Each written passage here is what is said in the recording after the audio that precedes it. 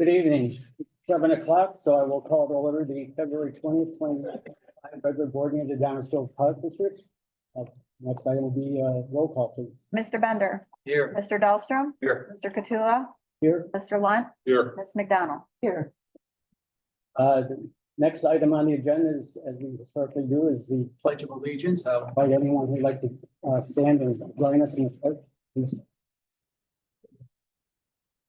Pledge allegiance to the flag of the United States of America and to the republic for which it stands, one nation, under God, indivisible, with liberty and justice for all. Bill, do we have any changes to the agenda? Yes, we can remove item A5. Okay. And we'll move on to communications, and first item is a recognition of visitors. So there's I know we had some scout presentations. Going online. there's one visitor online, but they have not mentioned that they want. Okay. Okay, hi everyone. Or can I go ahead? Please. Okay, thank you so much. So hi everyone, my name is Summer Ryan and I'm a scout in a local Downers Grove troop, Troop 595. We have a brother troop 95, and so we're basically a scouting troop. And I'm here tonight because I'm currently a Life Scout, and Life Scout is the rank before Eagle Scouts. And so to earn Eagle Scout, you have to do an Eagle Scout project. An Eagle Scout project is basically a community service project. And so for my Eagle Scout project, I chose to do it with the Downers Grove Historical Society. I'm basically replacing, they currently have a 3-section, but most of the wood has started to fall apart where they can't use it anymore. So I'm replacing that 3-section compost bin by building a new one made out of cedar wood next to their heritage garden. It's composed of 3 different sections, and it has hard cloth sides, and it has 3 lids that go up. And yeah, does anyone have any questions? Questions? That sounds like a wonderful thing. I'm glad that that's done. Thank you for taking that on. As an Eagle Scout, congratulations on your journey to Eagle, and I hope you get your Eagle and everybody else. Good for you. Thank you. Thank you for your interest in doing that. Sounds like a great project. Yeah, thank you all so much for the opportunity. Are you gonna let us know when it's completed? Yes, for sure. So at least I've been talking to Miss Camacho. Yeah. So she'll definitely get pictures for sure. But if you guys want me to come back, I can show you the before and after. Happy to. I love that. But yeah, thank you all so much. Thank you. Thank you. Next up, we have Ada. Ada.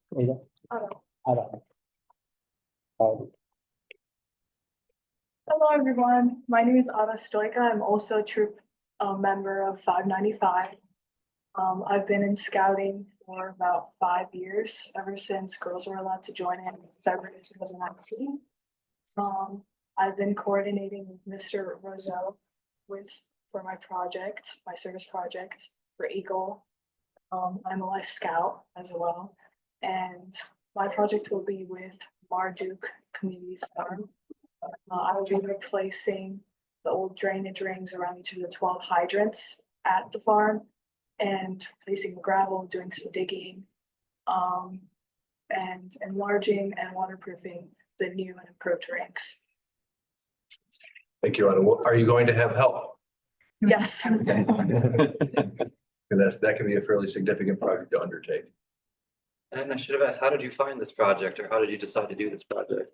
I've been a part of the Downers Grove community garden for a while. I grew up around Downers Grove.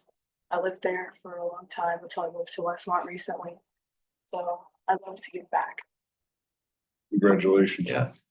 Thank you. Thank you, everyone. Thank you. Do we have any other visitors? I'd like to address the board this evening. Not, are there any online visitors? No, there's no online. There was the individual trust. Head then to written correspondence.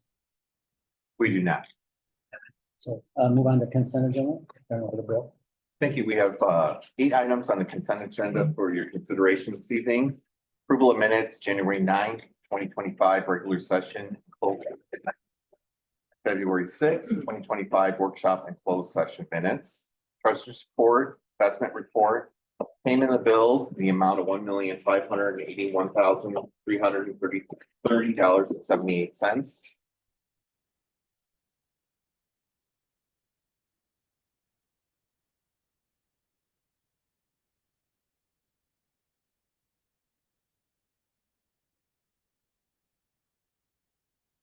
Or I had a pop-up window come over.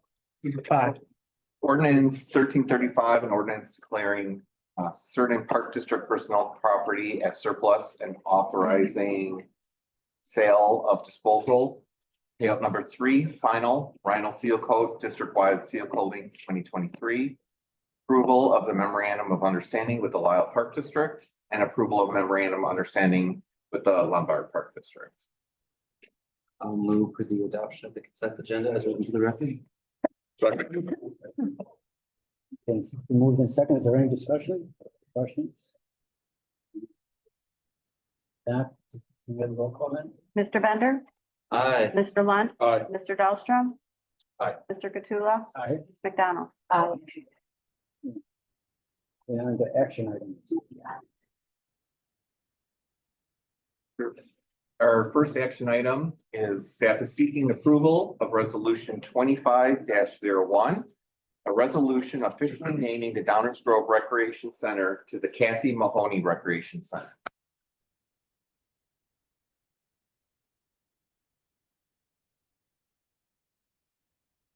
Comments or?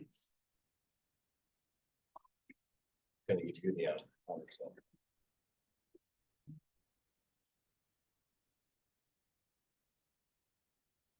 Bit tricky. We have a brand new software system, so we're all struggling here a little bit. Can I read that? Yep. All right. Resolution 2501, a resolution officially naming the Downers Grove Recreation Center to the Kathy Mahoney Recreation. Whereas it is the responsibility of the Downers Grove Park District Board of Commissioners to name facilities as appropriate and after due consideration. And whereas Kathy Mahoney served as a private citizen to advocate for the construction of the Downers Grove Recreation Center in 2003. Whereas she devoted her knowledge, skills, and time as a member of the Board of Commissioners from 2005 to 2023. Whereas she witnessed the completion of the Washington Park playground, shelter, fountain, and ballpark and ball field seating. Whereas she championed the construction of the existing Veterans Memorial Pavilion at Official Park dedicated in 2012. Whereas she supported the Lyman Woods Stream Bank Stabilization Project, which contributed to the preservation of natural habitats and environmental sustainability. Whereas she endorsed the installment of synthetic turf at Dorhofer Park in 2006 and 2018, ensuring safe and high-quality playing surfaces for community members. Whereas she advocated for the renovation and completion of historic 1846 Israel Blodgett House, a project 15 years in the making. Whereas she championed numerous course improvements at Belmont Golf Club, including clubhouse renovations and the addition of a driving range shelter and a lesson canopy. Whereas she supported 2 significant improvement projects at McCollum Park. The McCollum Park Infrastructure Renovation Project in 2012 and broke ground in 2022 for the Adventures Falls Spray Ground, mini golf and sports courts and path improvements. Whereas she advocated for the installation or replacement of 15 playgrounds aiming to enhance the physical health, social development, and enjoyment of youth. Whereas she led the district to be recognized as an Illinois Distinguished Accredited Agency in 2022. Whereas she promoted board transparency and engagement in the implementation of enhanced communication tools, such as the Board Pack online portal, Zoom meetings, and video recordings. Now, therefore, be it, and it is hereby proposed that the Downers Grove Recreation Center be named the Kathy Mahoney Recreation Center.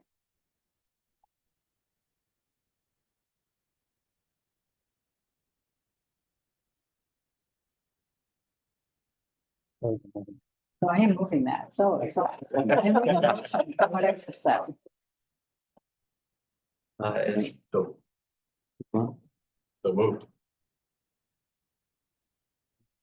Seconded.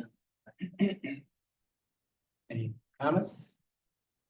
Kathy, congratulations. I know when I first came to the board meeting as a candidate, you were so gracious and kind, and your many kind words of encouragement, and this is well deserved. And thank you for your service to the citizens of Downers Grove and this district. Certainly deserving. And of course, I got a chance to serve with you, but I've known who you are for a long time. My mother always spoke very highly of you. She always appreciated what you were doing, trying to get this thing going and how much time you put into it as a regular citizen. So when they came up to name this building after you, there's nobody else it could be named after. So I'm really happy we were able to do this.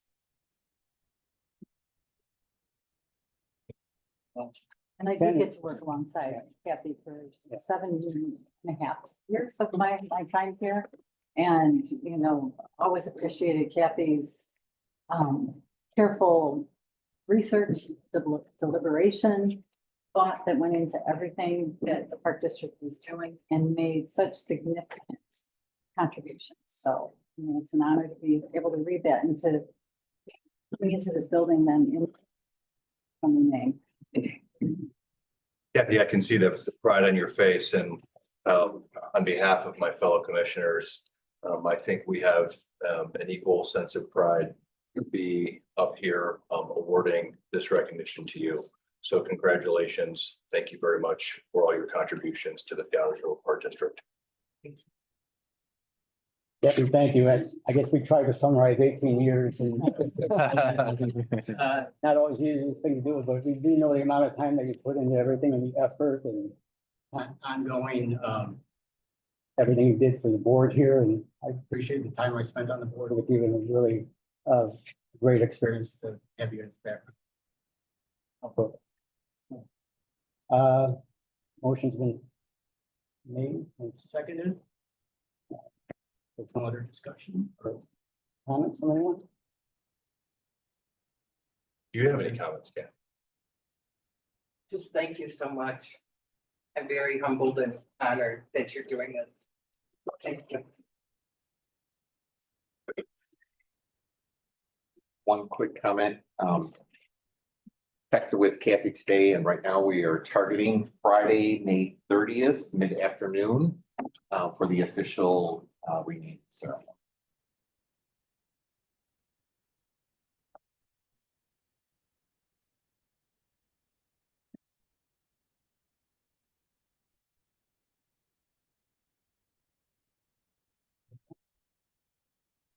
If not, we will. Ms. McDonald? Aye. Mr. Dahlstrom? Aye. Mr. Bender? Aye. Mr. Katsula? Aye. Mr. Lunch? Aye. Congratulations, Kathy.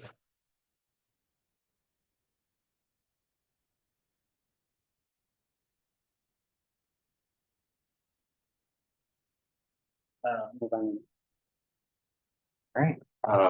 Next step is seeking approval to authorize the executive director to enter into a contract with Suburban Purchasing Cooperative, contract number 222, for the purchase of a 2025 Ford F-350 truck in the amount of $54,066.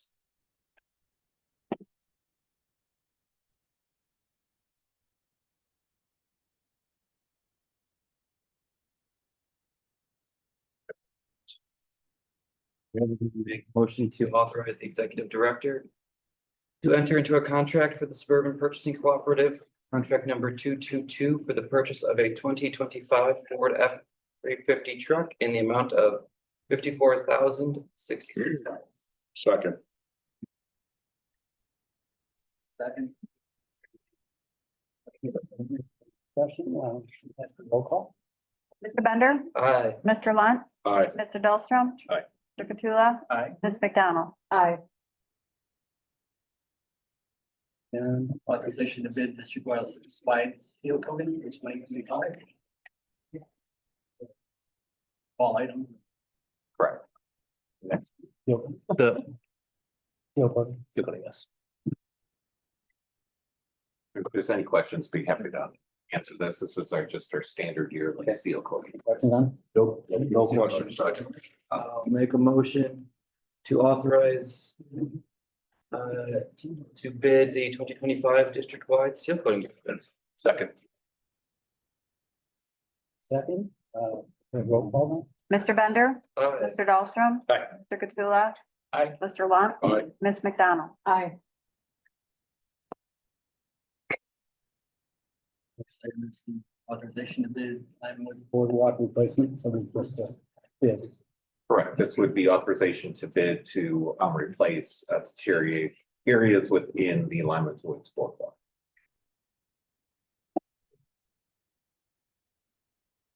No question.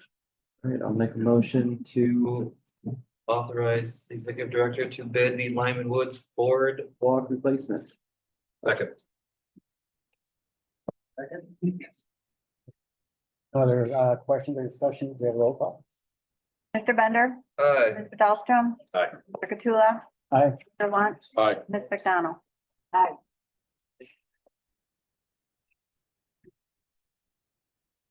Next is the consideration proposal for the administration office roof, Mr. Kessershed. Staff is seeking approval of a contract with True Colors Industrial LLC for the administration of its roof resurfacing for an amount not to exceed $143,450 and approved payment to True Colors Industry LLC in the amount of $14,354. Staff would be happy to answer any questions. This is the same company and product that we use at the Lincoln Center. I have no questions, Mr. President. Other questions or discussion? We have a motion. Oh. Commissioner Dahlstrom just didn't help. No questions for me.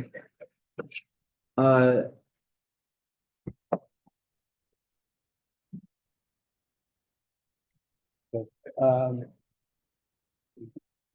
Did we have somebody make a motion? Somebody make a motion? Motion should be right under. I hope that I converted it into a motion. Okay.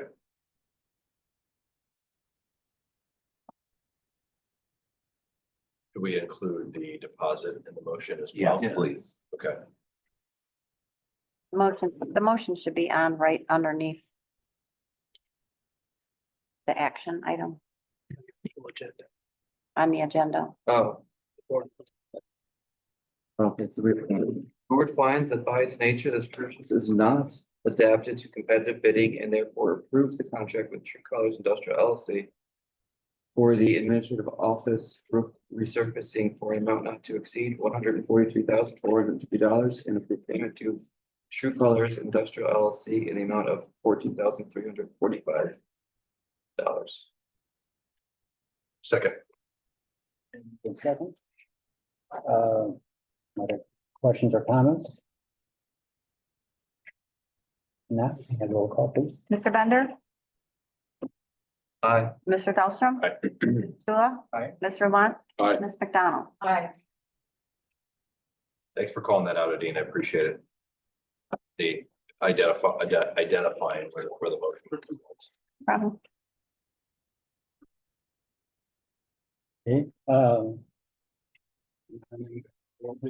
President's comments, just have one quick comment. It's great to see ice skating back in Downers Road. And excited to see the weather report coming up once the snow melts to coincide with our spring, summer activity, those years now. So very exciting to look forward to. Green flag is out. Yeah. At least for a few days. It's been cleared off for a couple of days, just waiting for it to get. Yeah. Maybe, It's pretty clear right now. maybe just in that context, a comment that I'll make just for transparency, following our attendance at the IAPD conference in January. I had mentioned to, or actually during the conference luncheon, I had mentioned to both Kevin, Paul, and Bill that it would be interesting to understand and potentially evaluate what a portable chilled rink would look like in Downers Grove, whether or not that's both economically feasible as well as just geographically feasible, location feasible within the district. And I had asked them to just pull some preliminary numbers from the vendor that was attending the conference and has provided portable chilled rinks to other surrounding park districts, of which I just received that information tonight. So happy to share that with you guys. send that. Yeah. Great.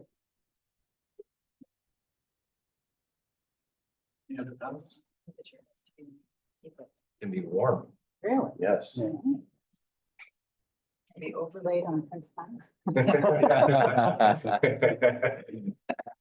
Small feet, right? Paul's got it. Challenge. Scale across the pond somehow. Because it's such a nice setting. Any other commission comments?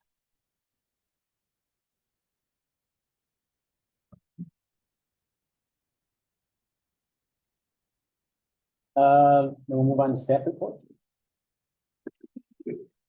A number of items. First one is just want to inform the board that Sunday night, village council approved transferring half of the right of way along the museum campus, specifically kind of in the area where our garden is, our heirloom garden is. And we requested a fee waiver, and they very graciously waived that fee. I also brought up discussion about other areas that they have within the community similar to that. They're going to be talking about that in their long-range planning. And there was some discussion about just making sense of transferring some of those over to the park district. So we'll participate with the village in some of that long-term planning that they start doing, and they typically do that in the summer. So we'll keep you updated, but they were very supportive. It was initiated by one of the residents that wanted to purchase the entire right of way. And we requested that we at least get the half of it and waive the fee. So I do appreciate that on their part. And throw person next to me off balance here a little bit, I think. But I was also at the village board meeting, and they recognized their marketing communications department. Did not know this was a thing, but apparently February 20th is Government Communications Day. So I would like to congratulate Dawn and Danelle and Erin in her department for all the fantastic communications. And Dave will remember the time. I'm sure Bob remembers the time when communications was not the greatest in park districts, and we put these things together with stick art and that. And our department, we lean on all the time. It's almost a little embarrassing how many awards we win, but we'll just keep winning those. It's really become the fabric of what we are in getting our word out and getting our communication. And I know a lot of directors and a lot of staff will say, they have the best staff in the world. I know we have the best marketing department. I knew it through COVID. When everybody else was taking all of Dawn's stuff and repeating it, we were the first ones out, and the professionalism that department puts together for only 3 people is amazing. So congratulations and thank you. I appreciate it. I didn't even know that was. I didn't. Now I got to put it on my calendar for next year. A couple other things kind of going on in the world a little bit. We've been doing some additional training in new and different ways. One of those is training our frontline staff on what to do if immigration services come and are looking for either participants or people in the building. Thank you to Dirk Price. He helped us out with this along with Kaderma. And we try to put it into real terms so our staff, when that happens, they know what to look for. We've done some training on that. We've also got tip sheets for them, what kind of documents to be looking for, and a whole protocol of who to call. Call me first. We just want to be prepared. We don't anticipate that happening, but we didn't want our frontline staff being surprised by something like that. Is there a single individual or several individuals that will be representing the district in the event that immigration does approach the district? So the directions are for staff to ask them to wait, ask them for any documentation that they have, a warrant, whatever. They're contacting me immediately. They can't get a hold of me. They get a hold of Eric, and then it's Dave. I will get a hold of Dirk right away, and we'll walk through it. We've also done training just on the outside chance that they say we're coming in And I want our staff to be prepared on how to handle that as well, so. The other training, and I think we've talked about this a little bit in the past, but there is groups of citizens, particularly one person lately, who goes into park districts and audits them, quote unquote. You notice on our doors, we now have our information up there and that it's supposed to be, his work is supposed to be posted. And it all ends up on YouTube. So we've done a lot of training with our staff to make sure they know how to handle that, what the legal rights are, what the legal rights aren't. We've made some adjustments in our staff areas that are now all posted as a staff meeting. So that the general public doesn't think they can just wander back there and start taking pictures of people's desks. We've got all of our information posted and all of our staff briefed as well as how to handle that. And we actually shared one of the YouTube websites. Some of those handled them very well and some they didn't handle them so well, but we wanted our staff to be able to see that. So they weren't surprised if that happens with them as well. Kind of on a sad note, I do have a final newsletter from Pierce Downer Heritage Society, Association. They are disbanding after many years. Really, their roots are in saving Lyman Woods and have been an integral part of the community. They were very integral in the Blodgett House, the museum campus, very interested in Lyman Woods, Belmont Prairie. We always work super close with them, and we just appreciate everything they've done over the years. And as you can see from their newsletter, there's they thank us in there, and they also have resources for the community that others in the community are doing a lot of the same things that they were doing. And then finally, April 29th through 30th is the annual IAPD Legislative Conference. We have decided to go ahead and we haven't had one in a number of years, but we're going to participate in the Parks Day in the Capitol and have a booth. So any commission that's interested in attending, please let IT know. We're booking rooms now and then we'll get registration going for that. And that is all I have. Be happy to answer any questions. Do a good job with that, working with the village. Oh, you're welcome. Thank you very much for your time and effort. Yeah, absolutely. Thank you. Yeah, I actually, the first meeting I went to, I stayed until like 10 o'clock because they were talking about the bike and pedestrian plan, which our bigger parks are integral in the connections of those. So I wanted to stay for that, listen to what they were doing. They were very positive on that as well. Definitely.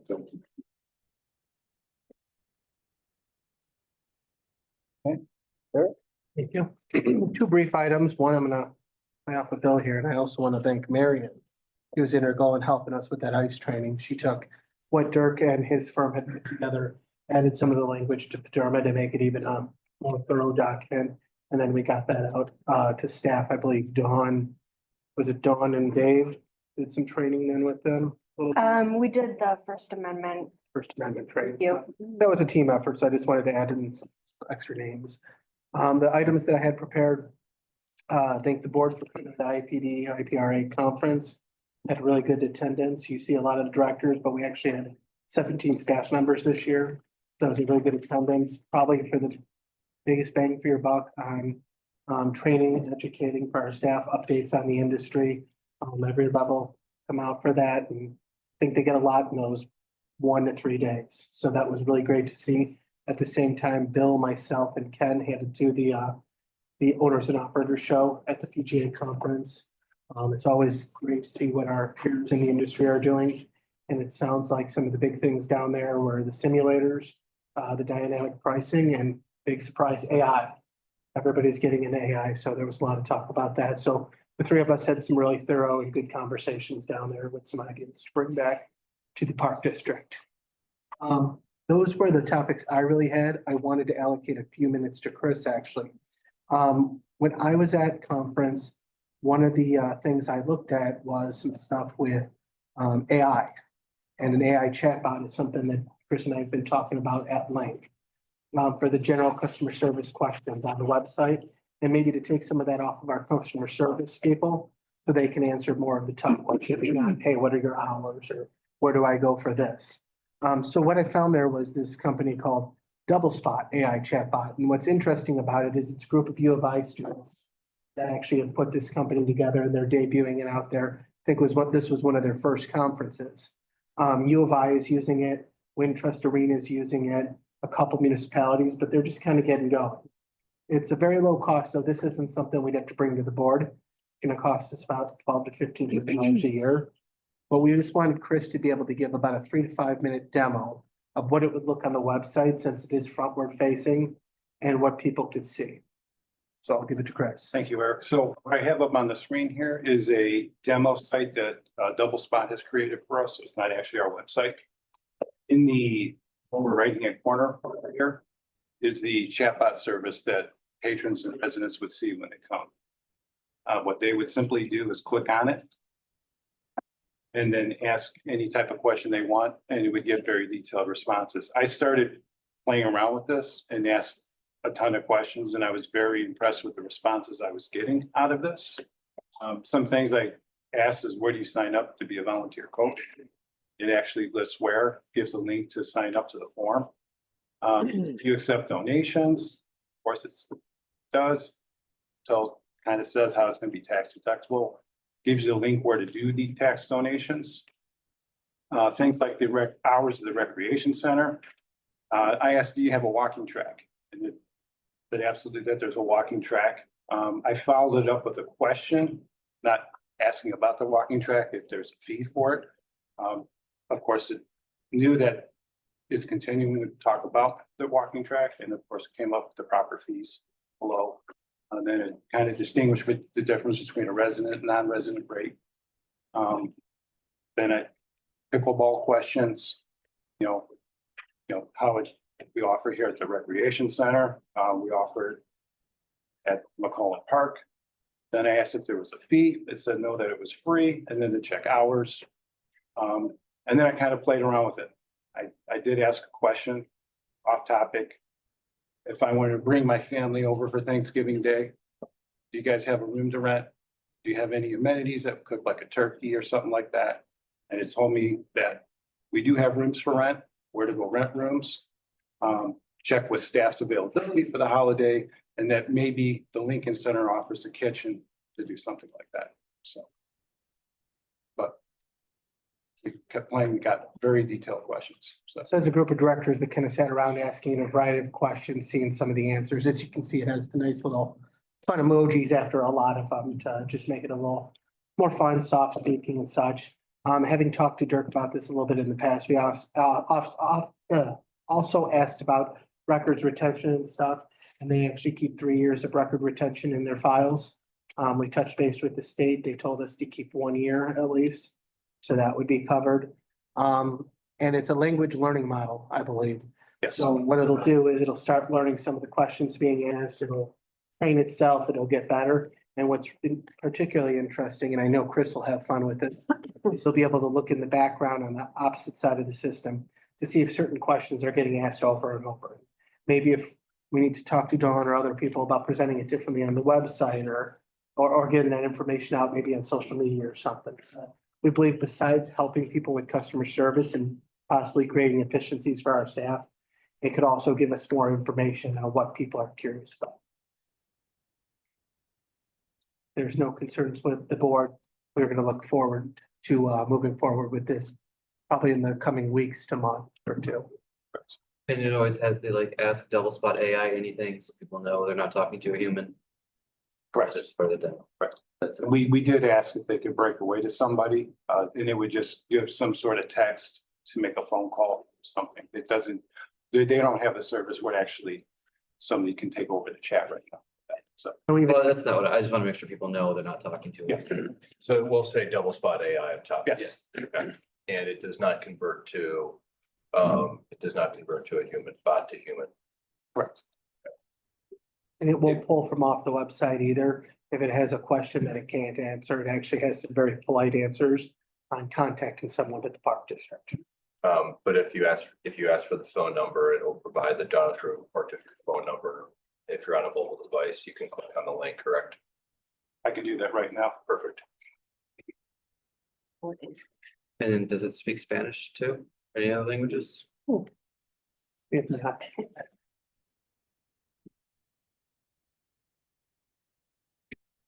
Has spell check too. So.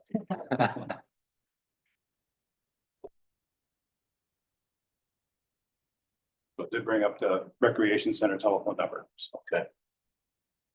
So does this sit in a cloud somewhere else, not on our server, correct? This would sit, so our actual website is hosted by a third-party company, Fury, that Dawn works with. This would sit there. Our website data sits there as well, and it pulls just from that. Gotcha. can you tell us how to get to the rec center in Spanish? See what it does? Don't speak. Are you sure? Have you asked? No, I'm saying just say it in English. Sorry. I know you don't, so that's why I was making it easy. I will ask them too, Brett, follow up with them that if we put it in Spanish. What KRS Center Day Recreation. Está la biblioteca. So. There you go. There we go. So, Siento, but I cannot. Lo siento, pero no puedo. Means I'm It sorry. probably wants to know where you're coming from. Right. I think it's saying it doesn't understand Yeah. where your originating location Right. is. The address. You didn't specify The it. address is Say 2455 Warrenville. I was gonna say, what did Joe? Gives it, I don't. Accurate. It has the address right Yeah. there, the zip code. And I'm not fluent in no words. So Yeah. I think it's. See, it's, and you need to give the origination, that the origin. Don't know which 'Cause it's Spanish to speak, because it speaks Catalonian Spanish. Yeah, what dialect? So you pronounce the TH? I'm gonna try a bunch of different languages and see. I mean, that. Well, we have that Great thing widget to help now, so anybody. that's, yeah. Without, You said it was $1,500 annually? It was, I believe, like $120 a month or so. seems reasonable. Now we have- Contract or? What was the contract, Chris? I can't recall. What's there now clause in the contract too? Yeah, it's month to month. Right, yeah. And then we had also talked to them, they have another more advanced system that you can use internally. That if we ever got our files all together and only had, let's say, each policy, let's say we had internally. Eventually we create something saying, hey, I've been here for 5 years, how much vacation time did I get? And it would pull it right out of the policy. So that Because could those- possibly be step two Those down the directions are line. more precise. future no one will read. I don't mean that serious. I won't bring it, so.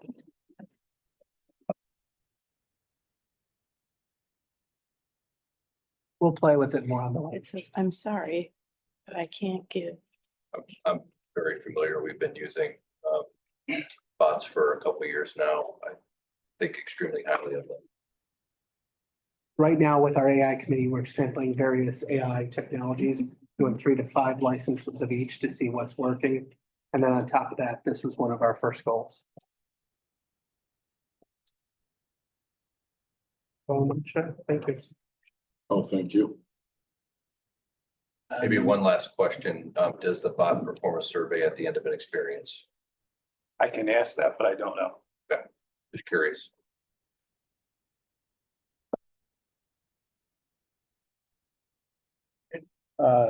Next report is recreation. Dave? Thank you. Just a couple quick items to highlight. You may have noticed we actually held a job fair at the Lincoln Center in early January, and we had approximately 50 people come through. Some people actually interviewed on site. We have hired some as a result of that. And Michelle said there's actually a couple offers pending, so it was obviously very successful. We look to make that an annual event. Basketball, youth basketball has started, and again, I keep getting blown away by the numbers. We're almost at 1,500, and somehow staff keeps finding a way to increase the numbers. In 2018, we were about 1,100. So, but we're getting to the point where we're running out of gym space, but they still find a way to make it work. With that, I can answer any questions you might have.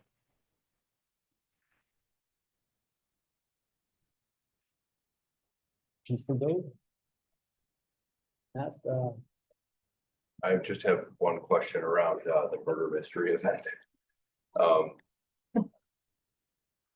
serious. We play, our family plays those board games all the time, so I'm curious about the theme of the murder mystery event. was. Oh, I actually don't know what the theme was. I can find out. It's actually something that it's original. It's last year and then this year it's written by Nina, who's the curator out at the museum, but I don't know what the story. Got it. Okay, if you're looking for inspiration, there is a board game called Hunt a Killer. They sell it in big box retail as well. We purchased them directly from Amazon. They come in 3 different skill levels. And it's anywhere from a 2 to 3 to 6 player game. And hard takes, they say 6 to 8 hours, medium is 2 to 3, and easy is like 1 to 2. So if you're looking for inspiration on themes, take a look at it. Anything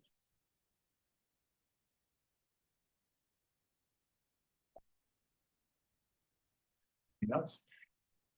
Not, could we have the fitness report? Sure.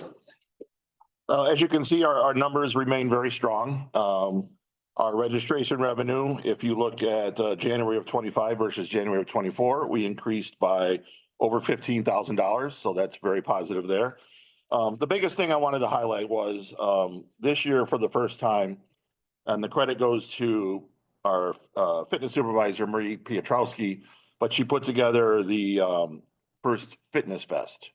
And you can see by the numbers, it was very, very successful. We brought in $15,000 just that day alone. We brought in 18 new memberships, 41 new personal training packages. So it was kind of a one-stop shopping. People could come in and we had staff ready on site to answer questions, do demonstrations. So it proved very successful. And again, the success of that goes to Marie, and I can answer any other questions you might have.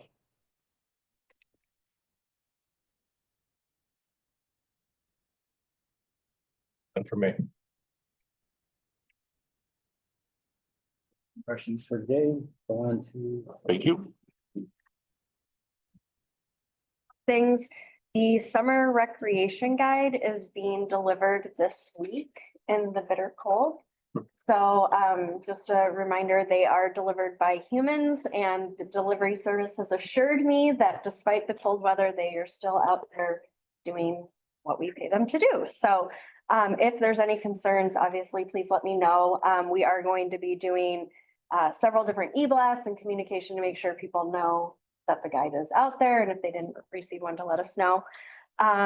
Registration will begin on March 11th for summer camp, and then we will do resident program registration 2 days later on March 13th.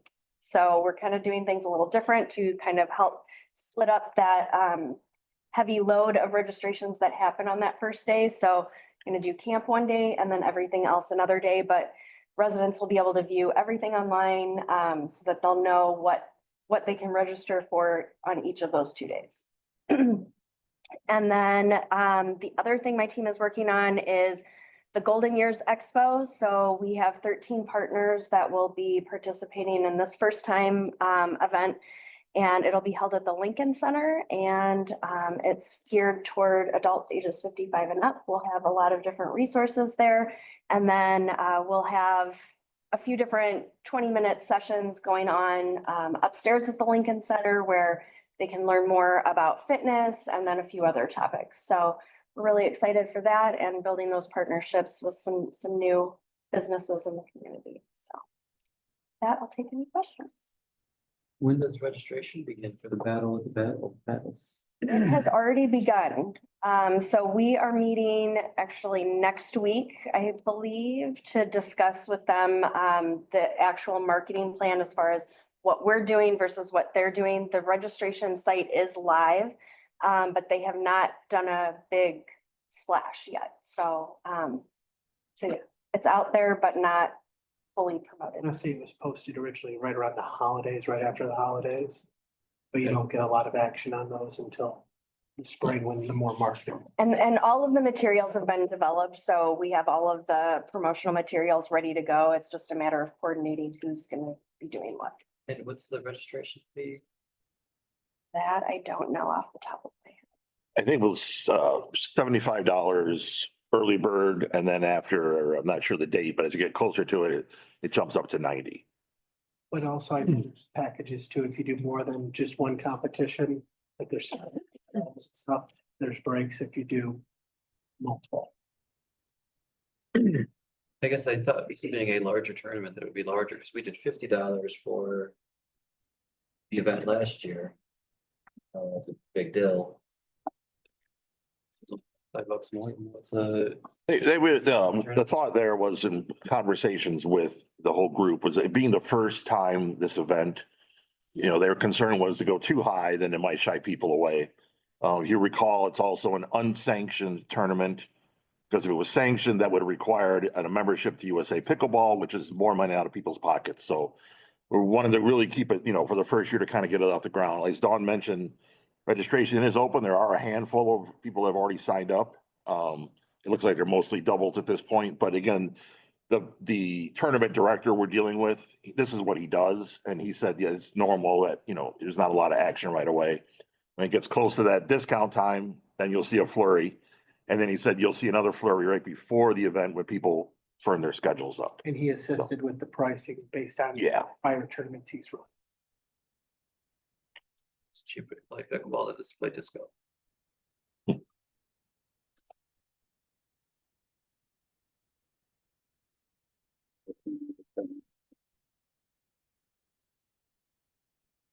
You've already registered. What's that? You've already registered. I've not registered. Yeah, I look at it.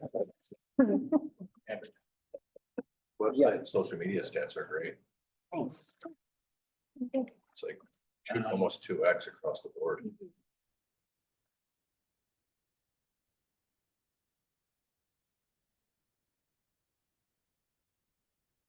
Okay. Paul, any questions? Thank you.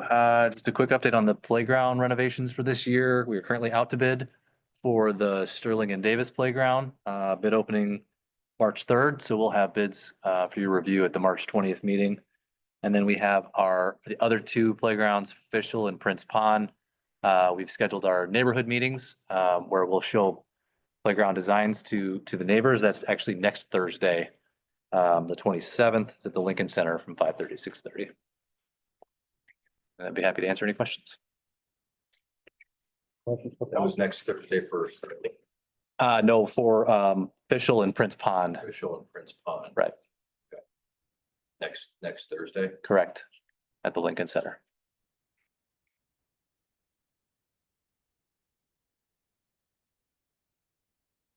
Anything else then, for the finance?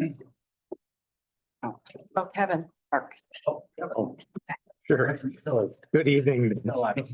Yeah, Late- Ready. yeah. Lately, we've been busy with winter activities, so that's been a big part of the Parks Department.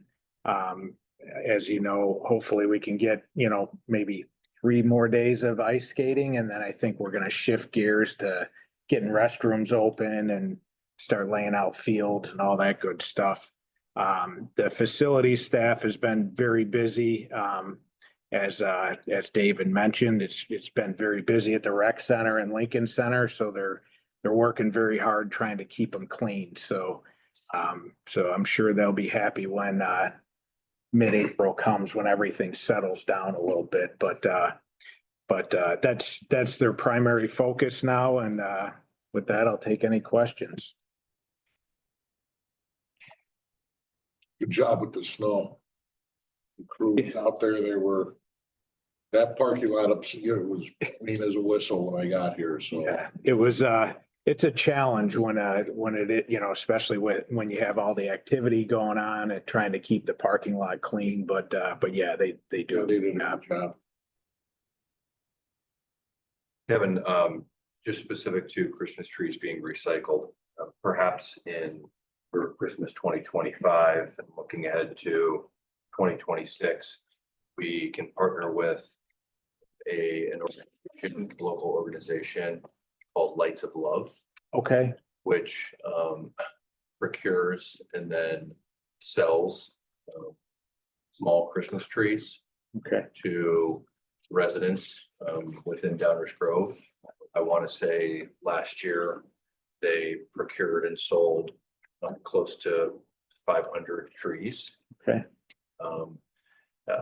The charity, the organization goes to support families that have been have suffered just tragic events.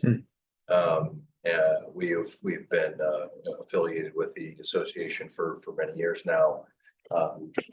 Most of those trees simply just get put out to the garbage that are picked up at the village. I think we perhaps, should look at some sort of partnership recycling program with them. sure.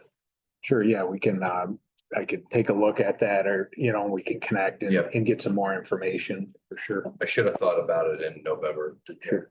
October or November this year. Well, we could look at, like you said, doing it next year, look into it, so, thank you. Some trees are in the yards. And like to see them. Sure.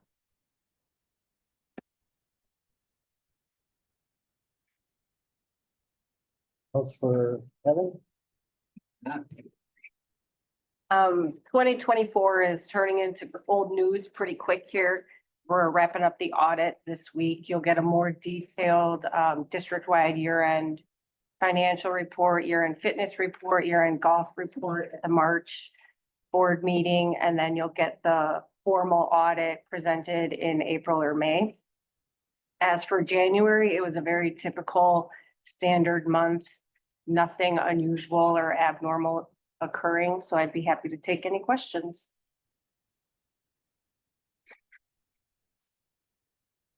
Okay. Move on to IT. Thank you. I just have two quick updates. We're wrapping up the Office 365 migration. When we initially moved a couple of people, we ran into a few minor issues that we quickly ironed out. After that, we've been successfully migrating groups and a bunch of people over. Staff seem to like it. And we're also, again, just researching various AI things and tools to use. So I'd be happy to answer any questions.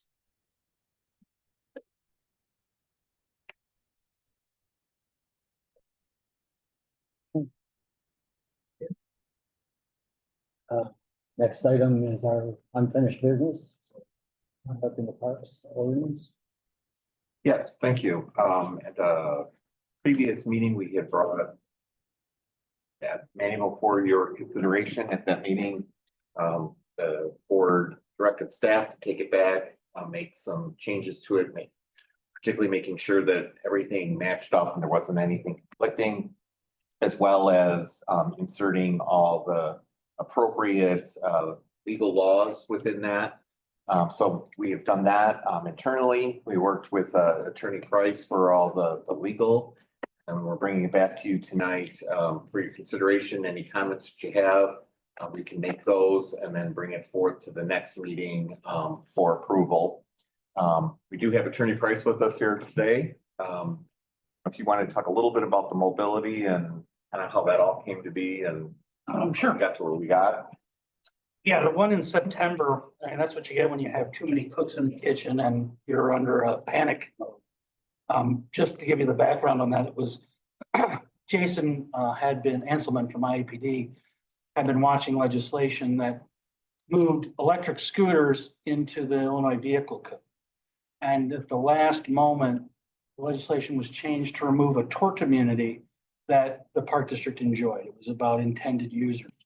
The net result was that every part of the park district properties had to be, unless you said otherwise, safe for the operation of a electric scooter. The intended user tort immunity was gone. We put out an alert telling everybody, ban these things as soon as you can do that. Then Paderma weighed in and said, well, yes and no. You should ban them, but you need to make exceptions for the ADA. Meanwhile, we had already been talking about DuPage County Forest Preserve, which was a leader on these micromobility devices. They had already in place a bunch of regulations so that you're on a DuPage County Forest Preserve path and you come to one of the DuPage agencies here, Naperville, Glen Ellen, and all of a sudden the rules were going to change. So we were in dialogue with DuPage County already at the same time. And so between Jason, Sarah, myself, and the folks in DuPage County, we welded that thing into there for September to preserve your tort immunity, knowing that I had talked to Bill. He wanted to do some things about, well, maybe we don't want to ban all of them entirely in the park system. We'll figure that out. And it's a bit of an arms race on micromobility. There are now electric rollerblades, which we're trying to deal with. And a little bit more on the electric scooters. It was they go over 40 miles an hour. You don't have to have a helmet, and they have small tires. So you can figure out where the risks are in that kind of thing, that kind of behavior. Eugene, Oregon was making quite a bit of money from the licensing, the rental of them from one of those services, Bluebird or one of those. And then they banned them because there were too many conflicts, not just with cars, but mostly with people walking their pets, and in particular on sidewalks and in the parks. So they, despite all the money they were making, they chased them out of town. And that's sort of where we're at. So looking at micromobility, we're trying to update that. We were able to make it consistent with what it is staff wants to do. You guys make policy though, so you may want to do something different. The other things we cleaned up to keep an eye on, which are evolving. First Amendment forum stuff continues to be a challenge because the case law is evolving. But we think we're where we need to be in terms of how people can use your parks for speech acts. And then camping continues to evolve in Illinois. The federal government has retreated on protections for people who might be suffering from homelessness. But the state of Illinois has not. There's the Illinois Human Rights Act and some case law in Illinois.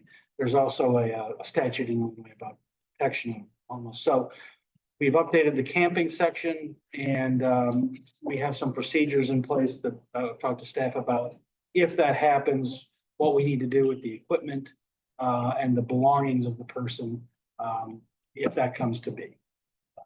So those are the hot topics at the moment, but I'm happy to answer any questions.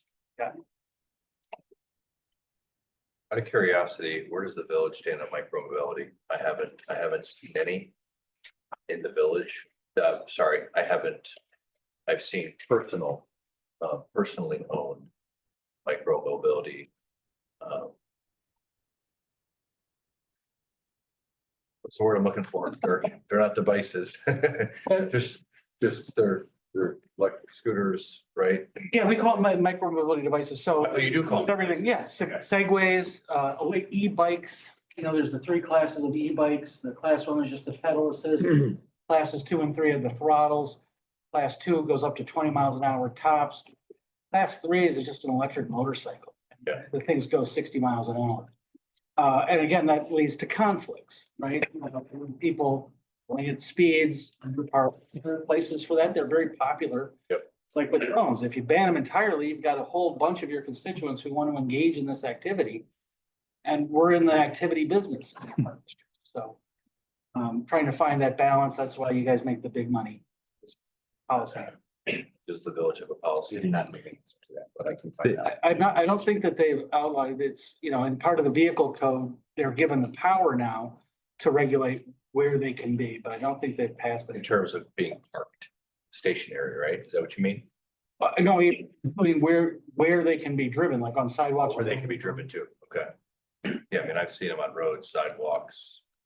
Yeah, they're now considered vehicles. But again, we lost the intended user tort immunity, the way the law was finally written. So we were able to save that because, you know, every day it was a risk that we lose that immunity and got it back.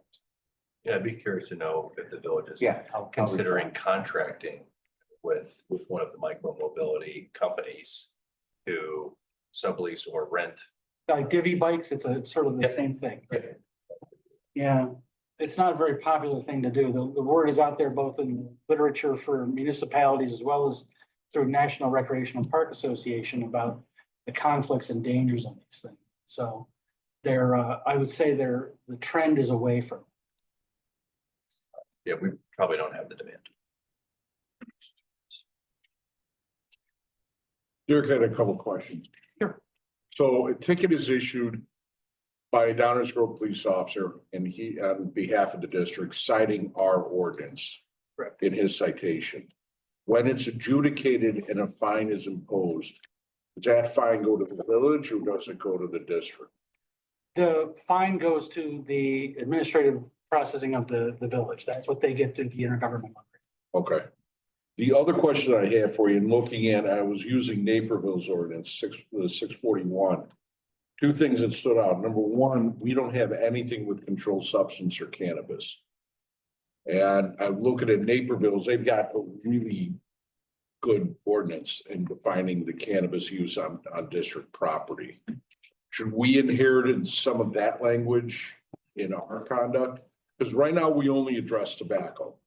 Right. If you want to regulate cannabis in the parks, that's a good model to follow. Okay. But at the moment, it's not, we've not been instructed to do that. We don't do that. We certainly. You guys make that choice, and Understood. if you want to do that, that's be prepared to do it. You're already prohibited from using cannabis anywhere you can reasonably be expected to be observed using cannabis by state law. Okay. I was just wondering. And that's an excellent point from Commissioner Bender, but and with Naperville, because again, they have their own police department. Some things in that 641 are written recognition of that they have in their own police department as opposed to relying on the municipal police force that's imposing already state law as opposed to just their own. Okay. So at this point in time, I mean, we could discuss it further, but is it needed with cannabis? I mean, I'm thinking about like an outdoor concert event or something like that. Well, your definition of tobacco and smoking picks up vaping, for example. Okay. And those are the most commonly offensive delivery methods are the vaping or the single smoking of it. And so we don't care what leaf is in it or what the compound is in the vape. You can't do that in your parks. And so regulating for cannabis to try and test for it and all the rest, that's if the local municipal police aren't going to do it, I don't think there's a need to do it. But there are political benefits to, and political choices to be made about what you say about cannabis use in your parks. And to get into, can you drink the canned beverages, the 2.5 milligram THC stuff that's sold at the grocery store? That cannabis, can people not bring those? Because a lot of people like to bring those to the council. And it's a hot topic for municipalities about the synthetic THC cannabinoid stuff. There's now all this synthetic stuff in energy drinks, for example, that are sold at convenience stores and gas stations, and they advertise THC, but with a little asterisk, and they're synthetic and they're dangerous. So, but that's sort of outside of our mission, kind of. Sure. The other one I did like, the other ordinance in Naperville's is the revocation of privileges and allowing the district to, and it says any person violating or disobeying any section or part of this ordinance other than chapter 3, it allows the district to pretty much trespass that patron right there at the discretion of the executive director. I kind of like that language. I mean, would that be something you'd recommend, moving forward, or should we adopt that? I think that's the trend Okay. But that's up to you if you want to deliver that kind of power to Bill. I think he can handle it, but I do like that, and I think the trend. Okay. And I mean, I think in the last year, I can say some of our sports conduct and conduct in our facilities. And that rests with me. And I think that keeps it from being political. So I think in the parks, I wouldn't have any problem. Yeah, I've written probably about six to 8 trespass letters in the last year for people to hand out for everything from vandalism to, bad behavior of a different kind. Came close to that with a fitness member, I think, at one point. And we did write. And you have Bill has the authority. This is a more general power to trespass people from, for example, from all parks, like your privileges in all of our parks are revoked. And that most frequently comes up due to vandalism. So you can add that power if you like, yes. I would recommend the board look at this maybe as a possibility. I'm in favor of this. The purpose of tonight is to get a consensus. Oh, I'm sorry. No, exactly. So if there's a majority of you that want that, we'll write that for March, because we're bringing it back in March for approval. Is this a growing trend, this clause in the ordinance? Is it a growing trend because conduct improper conduct is growing?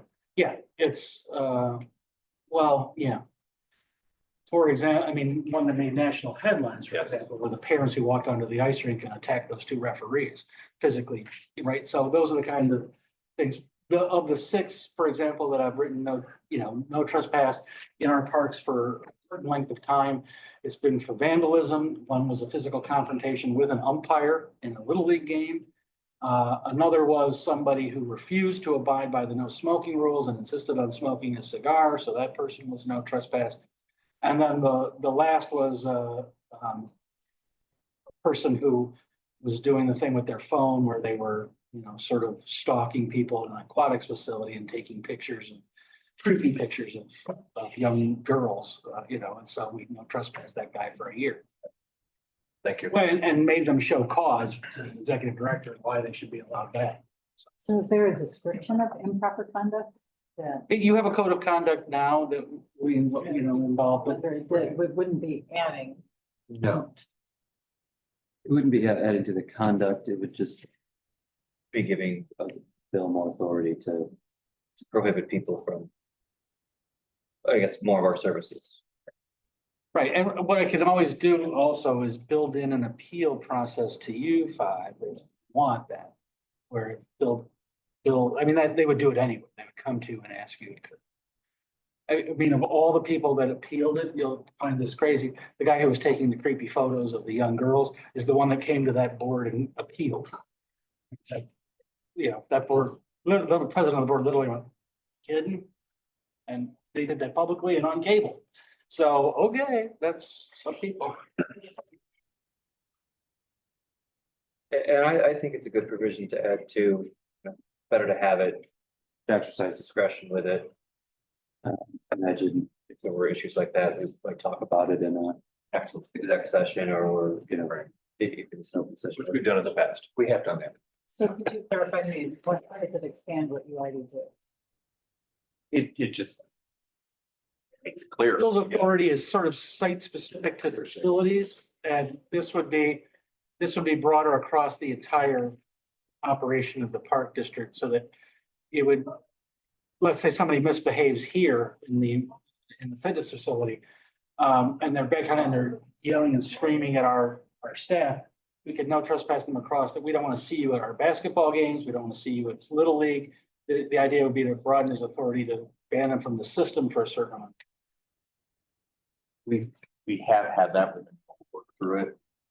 We had situations in this facility and then they were repeating it in other facilities after we banned them here and we had a ban there. So this would allow us to be able to do across the board on the situation. And this we does not happen very often. It's gotta be pretty agreed. And when we've always involved PDERMA or IPART, PDERMA for you, because on the backside, there's always the issue of discrimination. I'm being disciplined for a protected class as opposed to my behavior. Right, which is what I'm looking at is, does this target people differently? And what defines inappropriate behaviors? Determining that, Mostly we rely on the ordinance in front of you, conduct ordinance. So if you're violating it repeatedly, or you're doing things like making a physical you're making a physical confrontation with people. That's the kind of thing where we need to excuse you. And I'm in support of it because I think it memorializes the process and it has some sort of teeth by making it an ordinance of our unit of government. I think it gives clear instructions on Bill's authority and I'm more comfortable having something memorialized in an ordinance similar to the one in Naperville and having something for the executive director to fall back on and streamline the process as well. Can we write in there, giving me the authority, but that I'm required within so many hours or so many days to notify the board of such action? Sure. And then that memorializes that, so that way the board is always visible. Yeah, it's always notified of that action. I'm more comfortable with that. Okay. Do you also want the appeal authority? I would just, want to write in? sitting here going, I would do that anyway, but we probably should put it in the language so that there's a reluctance often about by boards of commissioners to get into the weeds, but if you want to, we can build in an appeal process to you. I'm comfortable. From the individual in question. I would, I believe, just, you know, or an upstand, like, just moving forward when it's not built in this. I think notification to the board. Well, we'll do the notification for sure. I'm asking if they also want to have an appeal to I'm comfortable with that, there. an appeal. Process, yes. Okay, all right, we'll do that. Thank you.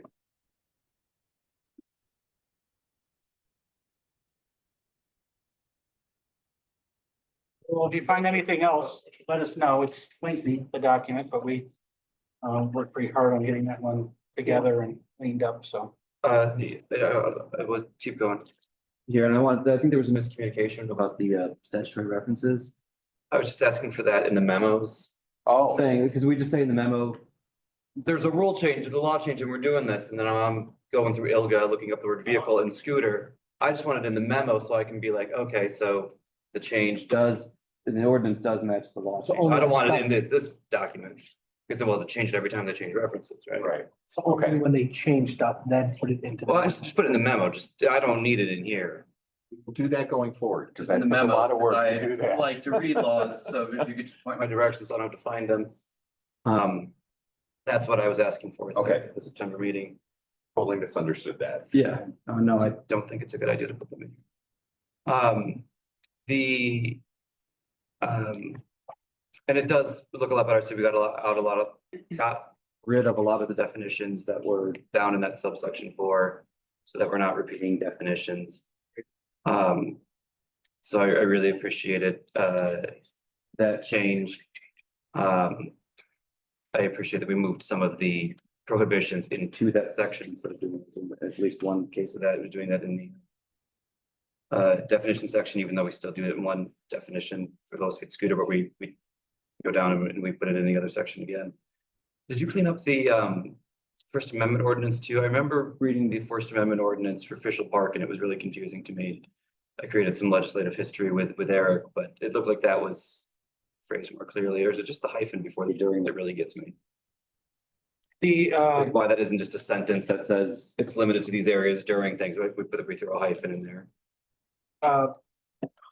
We went over it. I don't know where the final status was because the final was done by Eric and I. So, and we talked about that.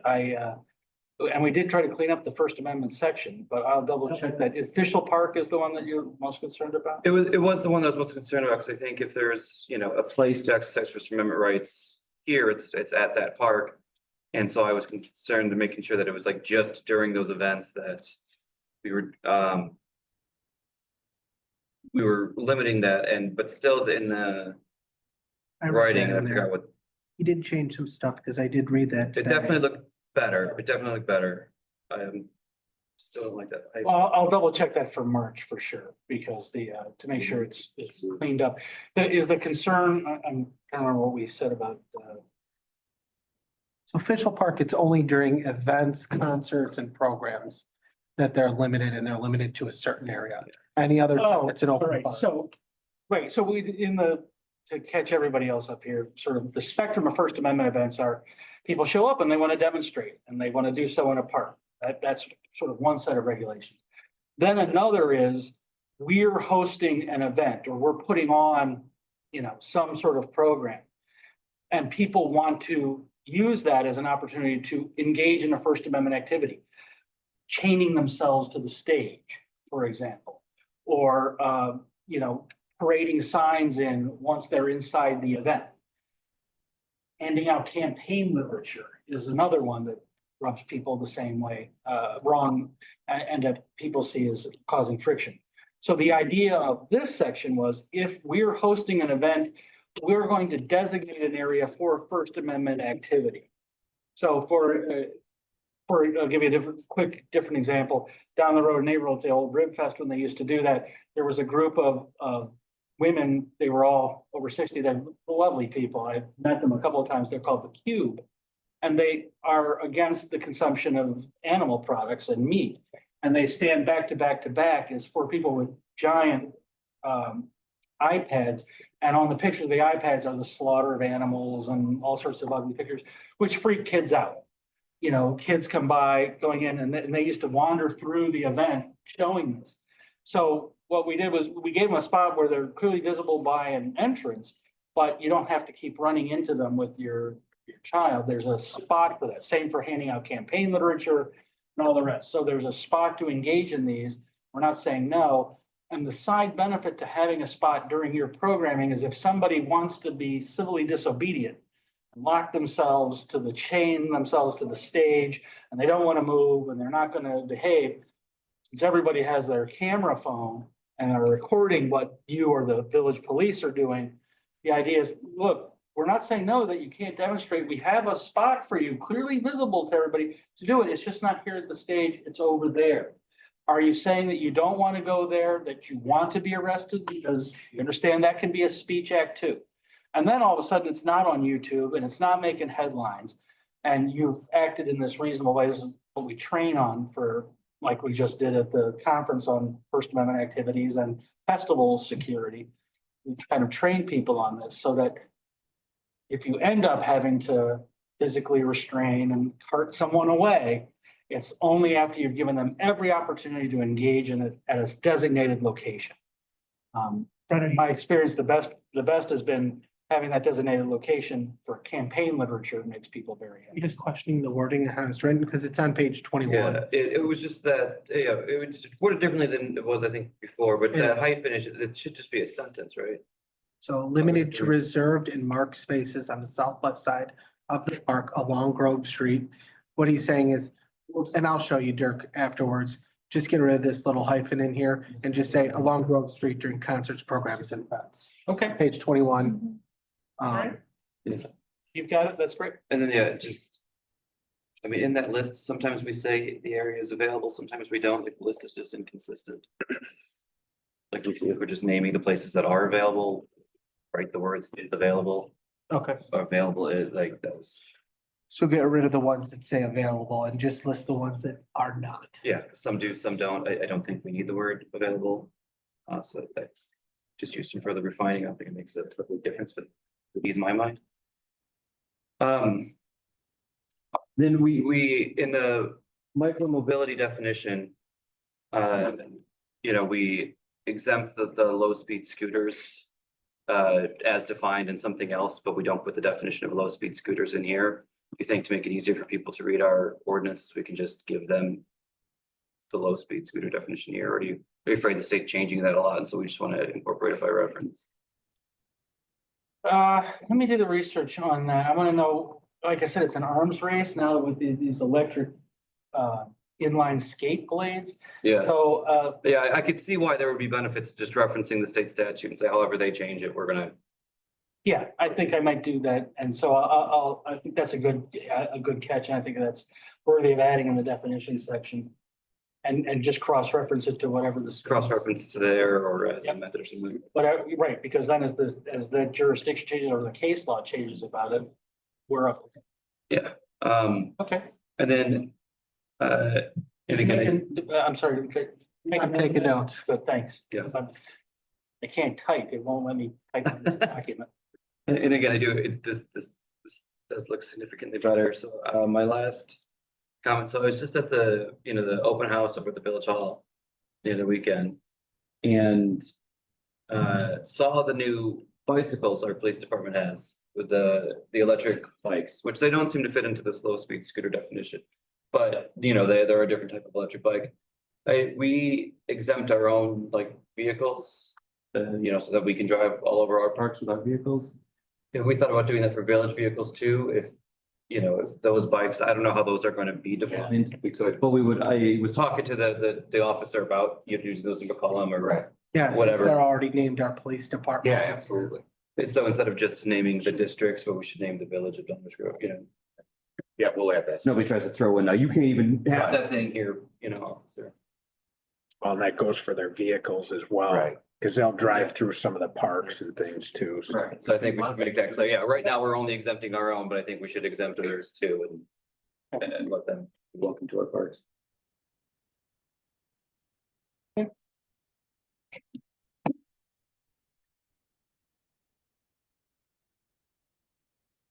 right, you got those notes here, so I do. we'll get those done for you for March. And I Mary. think I'm here for the next town or department. So, Yeah, because I think the fire Yeah, department is. yeah. Yeah, because they're a different district, they're not the village, right? They're fire district, protection district.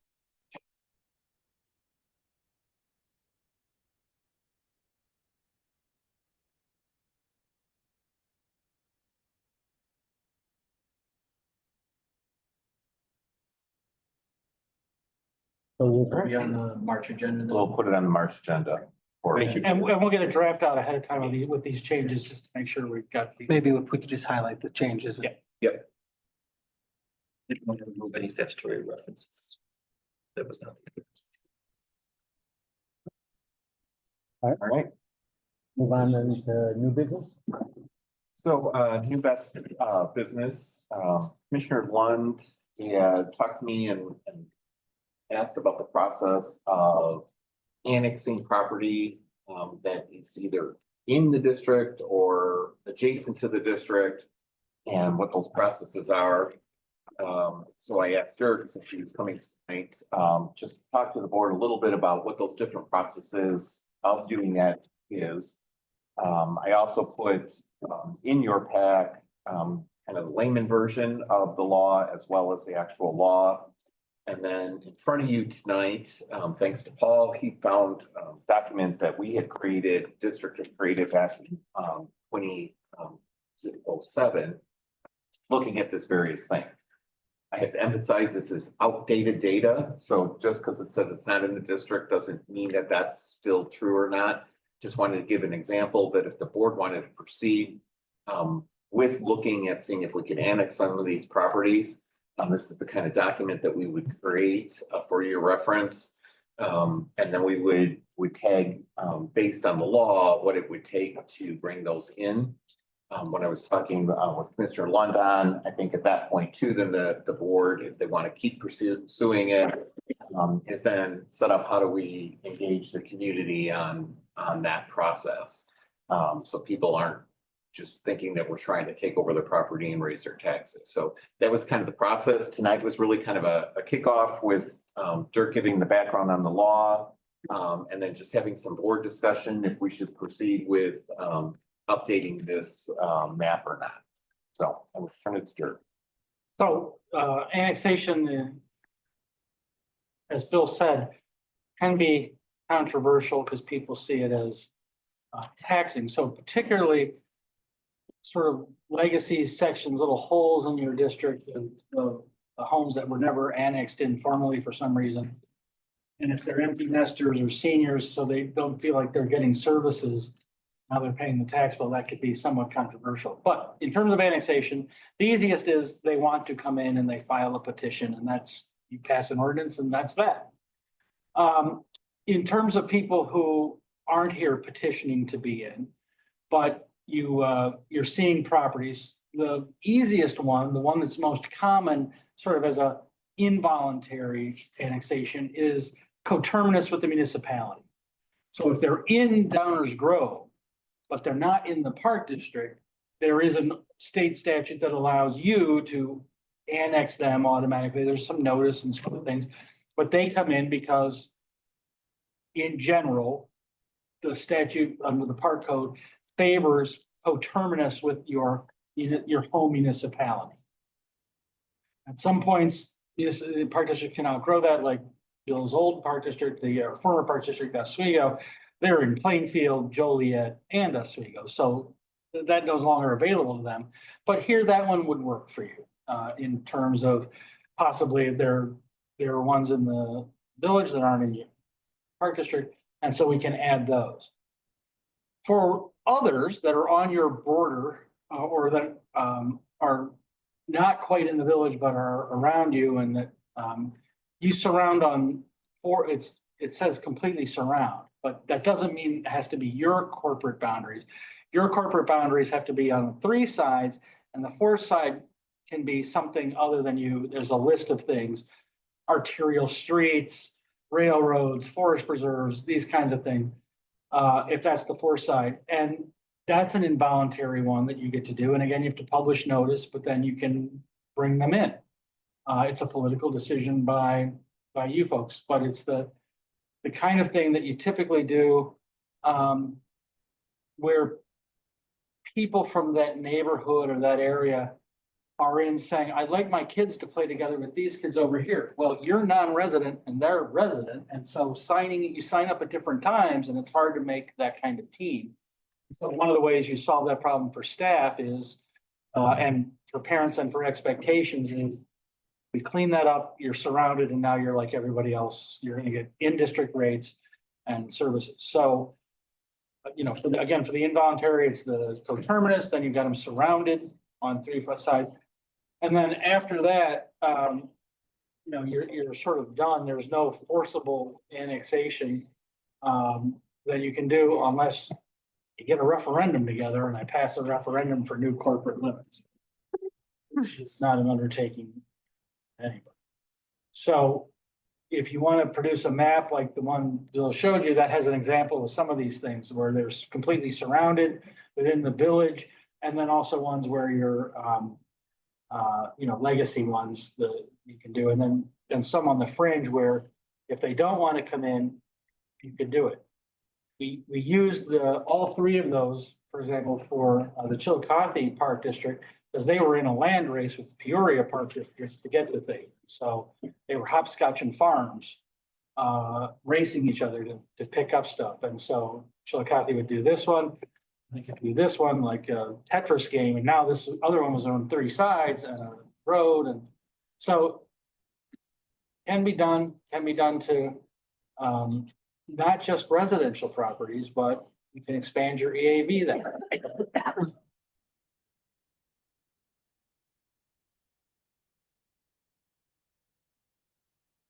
Well, commissioners, I did bring this up. If you look at the map, the area of concentration is actually just a few blocks away.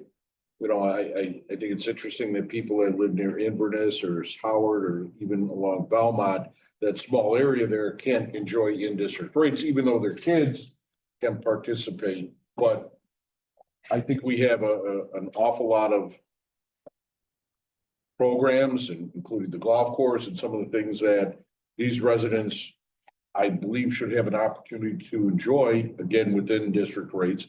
It makes sense if you look at geographically. I mean, Downers Grove goes down to 75th Street, but why that little pocket of area we wouldn't want to engage with the community and see if they'd enjoy it. It makes it a little bit easier when you look at what staff has to go through to verify whether somebody's in district or out of district.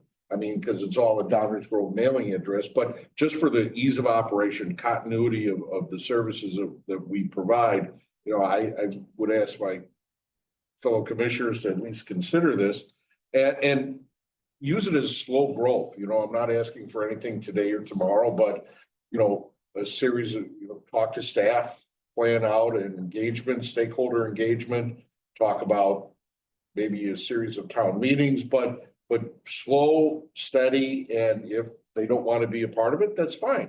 Okay, message received. If they do, I think it'll be a win-win both for the district and also for those underserved residents of the community. I have a question on, say, area number 3. Is that the one in particular on this map? 7. But aren't some of the areas, you're talking unincorporated Downers Grove? Is that, and are they unincorporated and don't pay Downers Grove taxes? Yeah, Is that I believe that number. The majority of 7 is unincorporated.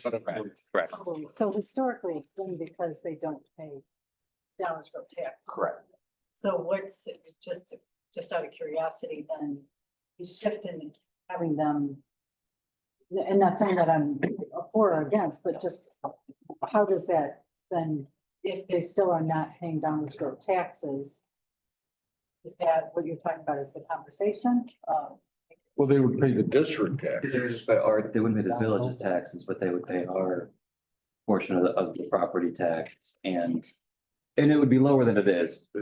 Theoretically, right, because the EAV would be spread across more households. So each household would pay less.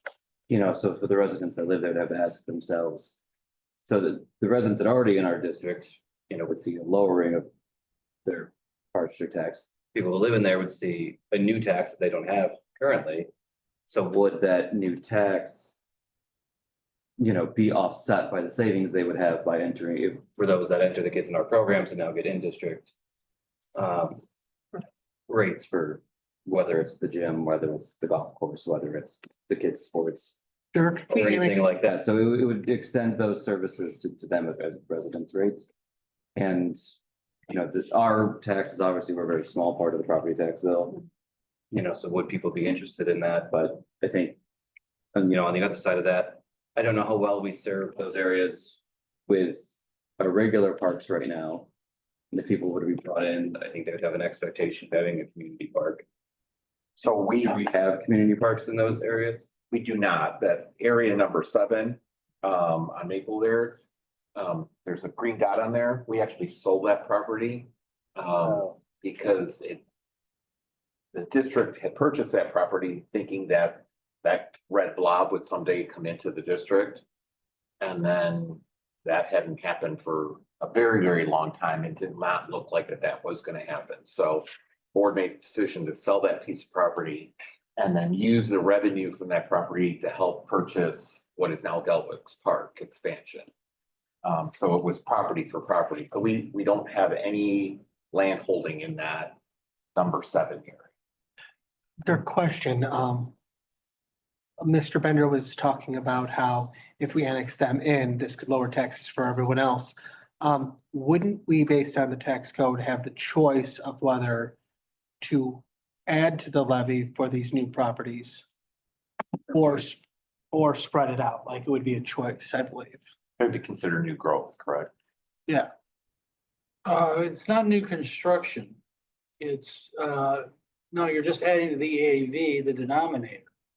So it's not considered new construction. It's in the same way that you're talking about, where you balloon the levy to make sure people who have not just annexed in, but have redeveloped their property are getting a permanent discount forever. That's the point of ballooning the levy is if you don't do that to people who newly constructed, taken land that may already been in it, but redeveloped it in a way that there's now increased value there. If you don't tax it, then they get a permanent discount that just continues on in forever. That's discounted. So we could not levy additional for these new properties. It would just spread out our current levy amongst more. Yeah, the tax cap, the tax cap focuses on what your extension was and not what your EAV is. Okay. So yeah, you're capped at what you can do, and now the denominator is bigger. But for new territories and new things, the county does take into effect that they weren't in, so it takes a year anyway, because it's always looking back a year. So they're not in the district for the year you're looking back anyway. So then when there's a new EAV, again, it's just going to reduce the rate, doesn't reduce your revenues, but it does reduce the quote unquote rate, which is why you've got particularly like businesses or, you know, non-residential property surrounded on 3 sides. Getting them into your EAV is a help to your residents. Park Ridge, for example, would kill to be able to do that because 80% of their properties are residential. So the tax burden falls on residences as opposed to businesses. In addition to that, I think it's advantageous for these residents because then they can they're able to take advantage of our reciprocal agreements with the Lyle pool, for example, and some of the other reciprocal agreements that we have with the other districts. And quite frankly, a lot of the people in that zone 7 are close to Lyle and could take advantage of it. Again, they're kind of underserved where they're at in this little circle of surrounded by incorporated municipalities on either side and then 355 to the west. Well, have anybody, Part of this unincorporated Lyle, isn't there a portion of Downers, like within the Downers Grove borders that's unincorporated Lyle as well? I just run into that with other people with services put on. Well, I live on, I'm having a house built on Belmont in that quadrant 7 area. A lot of the property tax does go to Lyle. Lyle Township? Lyle Township, yeah. Yeah, well, township is a different corporate boundary. We're concerned with villages, so I don't know how it could be Lyle Township doesn't really matter in the center. It's the village of Downers Grove, corporate boundaries, and your corporate boundaries. And any of your neighboring park districts, but that's not, I don't think anybody's talking about that issue. What type of effort would be required to understand if any of the residents in the areas for discussion have participated in district programming? Or Well, the typical approach is if you've got an area that you're thinking about is, hold a sort of an open house and you send them letters. I mean, it's not certified letters, you don't have to do that. But essentially you invite them to an open house to say, look, the board has asked us to investigate whether or not you'd be better served by joining us and getting in-district rates. And you get to ask them all those questions. How many kids? What do you think? And people will tell you, we don't want it, and we can report those results back. But that's typically the way it's done, is sort of this friendlier approach, if you will, of inviting them to give their feedback to say, board's asked. I mean, this is for residential properties. We don't do this for businesses, but the residents have access to so much data now. Yeah. Right, it's everyone that's transacted at the golf course and or at the district. Sort our registration. You should be able to pull. By address. So, I mean, Some work, but not. yeah, I mean, I'm thinking we can probably figure out the cost savings if there is one pretty quickly. And not quickly, but with a little bit of effort. That's why I was trying to understand what the effort What the is. usage rate. Or What's- people aren't, using. They're not giving them. Correct. This serves as like a key data source for us, whether or not we should pursue this as further. I forget, Bill, do you guys have the thing with if it's a school district kid? Yes. It's in district rate, even if it's Correct. out of district, so, Oh, okay. We do. so that could be part of the problem. 99. Be in our schools. Right. Yeah, they're all in the. So They're all- they are getting in. We got it. And we do that for that very reason that Dirk was talking about was, the friend across the street's not in the district, but they go to the same school. We just, if they're in the school and they're a child, we just look at them as residents so that we can bring them together. Was that put into place after this 07 study, maybe? No, I think that's been in place for a while. Longer? I think it's because it's part of I think it came out of being a government agreements. But we do that. You mentioned earlier that we sold this off or we had it because we thought the village was gonna annex it, and then Right. it seemed like they weren't. Do you know the history of why the village has never made any in? Actually, it is in the village boundary. That little square is in the corporate boundaries of Downers Grove. Just that park property? Or but why the village hasn't made an effort for that area in general? Again, I don't know the answers. It's just kind of borders were drawn and nobody's. Right, I mean, I because think it's. that's the way it's been and. the same- If you want to Right. bring me in some spec, it's usually about utility. Correct. Yeah, So they're not They even. don't have a Out of the pipe library, they're not. convenient to run water or sewer. The city would have to, the village have to put that in there. Because they almost, all sophisticated municipalities like Downers Grove have a rule that says no more wells, no more septic fields. You gotta get on our sewer and you gotta get on our water, but then you look at, I don't have one nearby to get to you. So Which is what they did on. They actually did. Cross Street at one time, wasn't it? Or if I get to you, I now need to put in a lift station kind of problem. So I just don't know the area. But that's the usual reason the village says, I'll that's. follow up with the village, see if I can get some history on that. Well, for this whole map, I mean, this is pretty extensive, I mean, pretty elaborate drawing and all. One went to a lot of trouble to do this. So back in 2007, do we have any history of Someone's looking at these seven.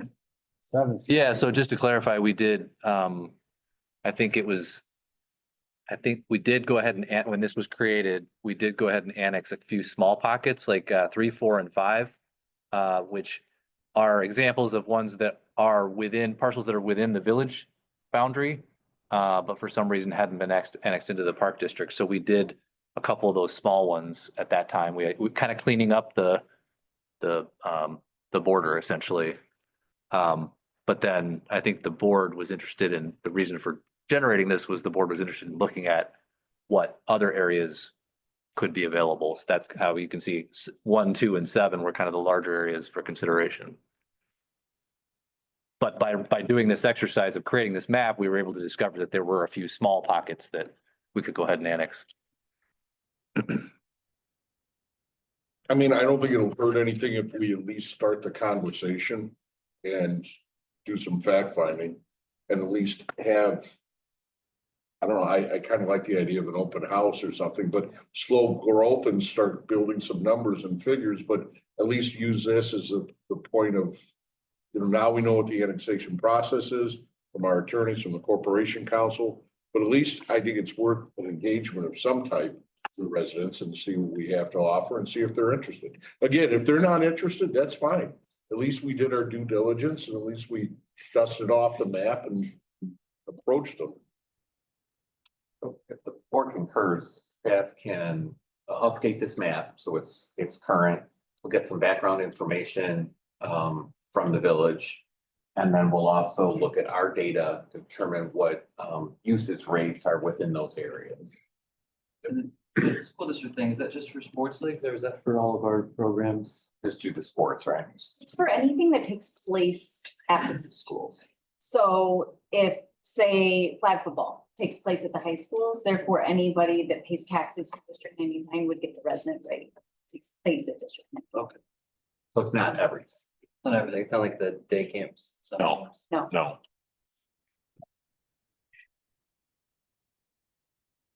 So we can pull that together and then bring it back. Sounds good to me. All right. Thank you, sir. Thanks, sir. And with that, we'll move on to our second opportunity for recognition of visitors. There's no online visitors. So I will announce then that the next Downward Grove Park Board meeting will be held on March 6, 2025 at the Recreation Center in this multi-purpose room.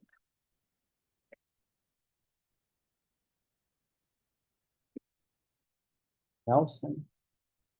You need an executive session for the reasons listed, specifically purchase or lease of real property. The board, myself, Eric, and Paul, and attorney. And we won't. And we will not reconvene. Not reconvene. Make a motion to that. Make a motion that we move into executive session as for the reasons stated by the executive director. Second. Roll call. Mr. Luck, Aye. Mr. Dahlstrom, Aye. Aye. Mr. Katsula, Aye. Ms. McDonald. Hi. Very good.